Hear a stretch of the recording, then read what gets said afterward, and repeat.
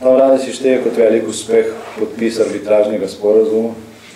Po našem mnenju je bila to ena od velikih strateških napak sedanje vlade, strateška napaka, ki se bo v Sloveniji dolgoročno opletala. Pravzaprav se to že dogaja. Še vedno ni prišlo do izmenjave not, na podlagi katerih bi se začel postopek uveljavljanja tega sporazuma. Mi smo opozarjali na dejstvo, da je Hrvaška v svojem zakonu o ratifikaciji sprejela stališče, ki je popolnoma nesprejemljivo za Slovenijo. Slovenija proti temu v mednarodni skupnosti in pri pristojnih organizacijah ni protestirala, na nek način je tiho pristala na hrvaško določbo v zakonu o ratifikaciji arbitražnega sporazuma, ker piše, da Slovenija nima teritorialnega dostopa do mednarodnih voda. S tem, ko bi Slovenija formalno sprejela noto Hrvaške za takšno vsebino zakona, bi ne samo tiho, ampak glasno, se pravi formalno pristala na to hrvaško stališče. In takrat bi se tudi razgalila praznost tega velikega uspeha sedanje vlade. Zaradi tega ne pride do izmenjave not in se enostavno odlaša, vendar se to ne bo moglo v nedogled. Nekoč se je to zgodilo. Verjetno ključni ljudje v tej vladi upajo, da takrat, ko njih ne bo več na tej poziciji. V mandatu te vlade smo tudi spremljali dogodke na negospodarskem področju, še posebej, ko gre recimo za pravosodni sistem, ki so bili vse prej kot dobri in razveseljivi. Pa če začnem z zadnjo zadevo, ko je zaradi zastaranja in očitnega nedelovanja ali še kakšnih hujših razlogov sodne veje oblasti, prišlo do takšne oprostitve tisti, ki so za več kot 10 milijonov oškodovali posledično slovenske davkoplačevalce v aferi Satex. In enostavno nihče za to ne bo odgovarjal. Pa potem dogajanja, mislim, v pravnem smislu okrog Teša 3. Ena državna institucija odloči nekaj, drugo. Ena stranka tako vladi, druga stranka drugače. Pa potem mislim tukaj na predlog za imenovanje predsednika Vrhovnega sodišča, na odnose znotraj vrhov sodne veje oblasti. Še prej na razpad pravnega reda v zadevi Bulj-Mastifi. Vsi ti dogodki so v 2 letih iz Slovenije ustvarili karikaturo pravne države. Sodstvo ima zgodovinsko najnižjo zaupanje javnosti in to je izjemno slabo. Ni problem, če ima nizko zaupanje javnosti. Politična stranka, ta ali druga vlada, vsake 4 leta so volitve in ljudje lahko to popravijo, stanje lahko popravijo. Pri sodstvu gre za trajne mandate, gre za cementiran sistem.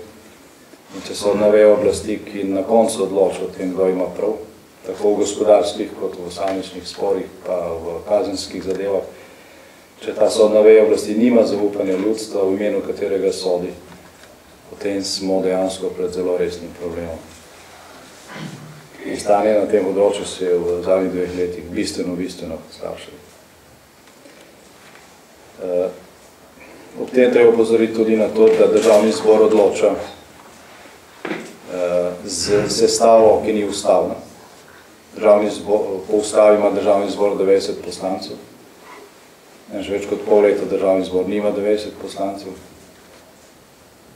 Prišlo je do situacije, ko je en od poslancev v zaporu. Ne glede na to, kdo je to in zakaj je nekdo v zaporu, bilo potrebno takoj sprožiti postopke in jih tudi speljati, da se zagotovi polno število državnega zbora. Vsaka morebitna odločitev v tem državnem zboru, ki je bila sprejeta z enim glasom večine, je bila ne samo nelegitimna, ampak tudi vprašljivo zakonita, je lahko kdorkoli spodbijal. Mi smo že na samem začetku opozorili na to stanje, vodstvo državnega zbora in vladna koalicija se ob tem enostavno nasmiha. Gre za resen problem. Mislim, da razen v Libanonu, kjer so s podobno situacijo preprečevali izvolitev predsednika, nobena druga država na svetu, ki jaz poznam, nima takšnega neustavnega stanja. Ta vlada je naredila tudi nekaj klasičnih političnih napak, zelo velikih. Prva velika politična napaka je bila zavrnitev sporazuma partnerstvo za izhod iz krize in za razvoj 2+10, že na samem začetku mandata. Kolikor bi to partnerstvo delovalo, bi Slovenija dejansko lahko izvedla nekatere potrebne reforme, predvsem pa bi lahko sprejela učinkovite protikrizne ukrepe. Druga velika politična napaka je bila podpis arbitražnega sporazuma s Hrvaško brez širšega političnega soglasja. Tretja velika politična napaka, ki bo verjetno imela kratkoročno največje politične posledice, je vladni projekt pokojninske reforme, ki ni bil usklajen na nobeni ravni. Ta projekt ni bil usklajen niti znotraj vladne koalicije, ni bil usklajen s socialnimi partnerji, ni bil usklajen z opozicijo in ni bil usklajen medgeneracijsko. Zaradi tega je to zavožen projekt in zaradi tega bo treba popravni izpit. Politična napaka, čista politična napaka predsednika vlade je bila tudi izgon predsednika ene od koalicijskih strank iz vlade.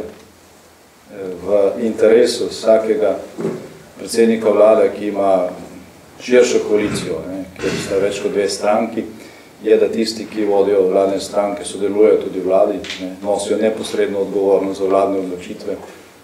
Poleg tega je čisto operativno na ta način bistveno lažje usklajevati pomembne in tudi manj pomembne stvari. S tem, ko je gospod Pahor pravzaprav odslovil oziroma izgnal iz vlade enega od predsednikov koalicijskih strank, se je naredil povsem nepotrebne težave, ki se zdaj vračajo kot bumerang.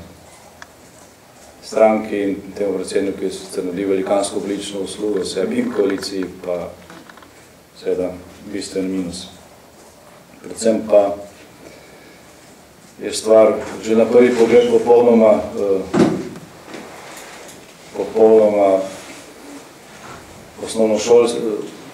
se že na prvi pogled vidi kot osnovnošolska napaka, če gre za stranko in predsednika stranke, ki je ključna za vladno večino pri sprejemu edine reforme, ki jo ta vlada predlaga. In istočasno, ko so najavili pokojninsko reformo in ko se je že videlo, da bo Desus glavni notranji problem koalicije pri usklajevanju okrog te reforme, so še izgnali predsednika te stranke iz vlade. Torej, da bi želeli, da reforma ne uspe. No in velika politična napaka te vlade, ki se bo kot bumerang koračala v prihodnih mesecih in letih, je tudi brezobzirna zloraba represivnih institucij države v politične namene v tem mandatu. Tega je toliko, da niti ne bi našteval. Poznate te primere in še mnogo jih je, ki seveda javnosti niso znani. Dejstvo je, da nikoli, če vštejemo v čas primerjave tudi zadnji mandat socialistične Slovenije in takratnega izvršnega sveta, da nikoli v nekem primerljivem času ni bilo toliko zlorab represivnih organov v politične namene kot ravno v teh 2 letih. Če zaključim, po našem mnenju, stanje takšno, kot je tudi, ni moglo biti bistveno drugačno. Kajti ta koalicija je zmagala s pomočjo afer, tako tudi vlada. Slovenija ni opravila izjemno pomembne razprave o prihodnosti, za katero je čas v času predvolilne kampanje. Takrat ni prišlo niti do razprave o tem, kaj nas čaka v naslednjih 4 letih, ni prišlo do primerjav programov in ekip. Politični medijski prostor so polnile afere. Na mesto gospoda Pahorja so seveda zmagali drugi. V veliki meri tudi vladajo drugi, vendar pa je odgovornost za stanje na vladi in tudi konkretni ukrepi, ki se sprejemajo ali pa ne sprejemajo, so seveda v rokah formalne vlade. Mandat, oziroma prva polovica tega mandata za to vlado ni bil težak. Bil bi težak, če bi delala. Tako pa je zgolj najemala kredite in s temi krediti kupovala socialni mir. To ni težko početi. Težki bodo naslednji mandati, ko bo treba ta denar vračati. To bodo težki mandati, ta denar bo treba vračati. Hkrati pa bo manevrski prostor za nadaljnje zadolževanje bistveno ožji ali pa ga sploh ne bo. To bodo težki mandati. Zapravljati ni težko, ustvarjati je teže. Kje so rešitve? Ta vlada ima v tem trenutku daleč najnižjo javno podporo v zgodovini Slovenije. Še nikoli nobena slovenska vlada ni imela tako nizke podpore in to ne traja zdaj en mesec, ampak že več kot pol leta. Ta vlada in ta vladna koalicija je izgubila tako evropske kot lokalne volitve. Se pravi, ne gre samo za javnomnenjske ankete, gre tudi za realno odločanje ljudi. 2/3 produktivnega mandata je že za nami. Vlada ni izpeljala niti ene same reforme v tem času. Slovenija nujno potrebuje družbeno razpravo o tem, kako naprej. Ni po mojem mnenju odločitev o tem, da se zapusti to politiko brezglavega zadolževanja in tudi brezglavega obljubljanja in govorjenja vsega in neizpolnjevanja obljub. Namesto tega Slovenija potrebuje politiko gospodarske rasti in ustvarjanja novih delovnih mest. In okrog tega je potrebno doseči nek nacionalni konsens.